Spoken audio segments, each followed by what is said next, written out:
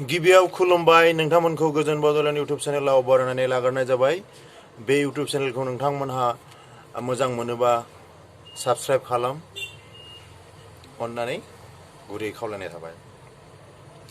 मरान मथकनो ST होनायाव बाधा गैया, बेखौ जनजाति संगठननि आदित्य काकलारिया बुंदों। मरान मथकनो एसटि होनायाव बाधा गैया होननानै। आहम चुटिया कच राजबंशीनो होनायाव हेंथा दङ। बेनिफ्राय सा जनगोष्ठीनो होनांगौआवबो गोबां हेंथा दङ। जेरखम बिथाङा बुंदों, जेरखम जुदि सा जनगोष्ठीया आसामाव एसटि मोननांगौब्ला थिक दस्रा जायगायाव थानाय आसामनि ट्राइबेल दा दंखायो ट्राइबेलफोराबो ट्राइबेल होननानै गनाय जानांगोन। जिखुनु बेंगल, बेनिफ्राय मध्य प्रदेश, झारखंड, जेराव जेराव आसामनि ट्राइबेलफोर दं बिसोरो ट्राइबेल जानांगोन। बेबादि मोनसे आयेन दङ। बे आयेना माबायोबासो सा जनगोष्ठीयाबो आसामाव ट्राइबेल स्टेटासखौ मोननो हागोन होननानै बिथाङा बुंदों। बेनिफ्राय बिथाङा बुंदों, आहम चुटिया कच राजबंशीनो मानो एसटि होनाङा, बिसोरो बहुद जौगासारखानाय आरो बिसोरनाव आलादा मोनसे गावबागाव सिनायथि जेबो गैया।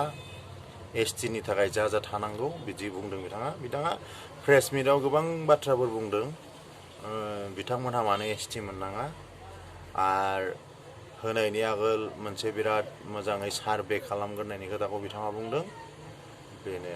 बेनिफ्राय चरण बरुवा बड'लेण्ड वेलफेयार आरो ट्रेन्सपर्ट डिपार्टमेन्टनि मिनिस्टार जानो हाबाय। दा बड'लेण्ड वेलफेयारा उर्खावगोरा ब्रह्मनि आखायाव दङमोन। दा बेनिफ्राय बेखौ दानख'नानै बेनो होनाय जाबाय। बेबादिनो एसे मन्त्रि सभायाव मन्थ्रिफोरनि डिपार्टमेन्टखौ एसे एनै सोलाय सोल' खालामनो गोनां जादों। माया खालामदों डक्टर हिमन्त बिश्व शर्माया। बेनिफ्राय 15थि गारलाबाथा बसुमतारी टेलेन्ट एवार्ड 2025खौ नयनमणि बर'नो गथायबाय। बे बान्थाखौ मोनो जायफोरा बर' बिजोंजों फरायनानै मेट्रिकआव बांसिन नम्बर मोननो हायो। आरो 2025नि मेट्रिक आनजादाव तामुलपुर इउएन एकाडेमिनि तामुलपुर जिल्लानि बानलुबारि गामिनि बिष्णु बर' आरो लक्ष्मी बर'नि फिसाज्ला नयनमणि बर'आ बांसिन नाम्बार मोननो हादों।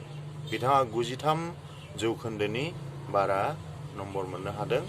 दा बिथांनो गथायनाय जाबाय। बेनिफ्राय 83 कौटि जीएसटी फाखि होनानै थगायनानै मुकेश अगरवाला होननाय बिजनेसमेना हमजादों। एसेनोसै, गोजोन्थों।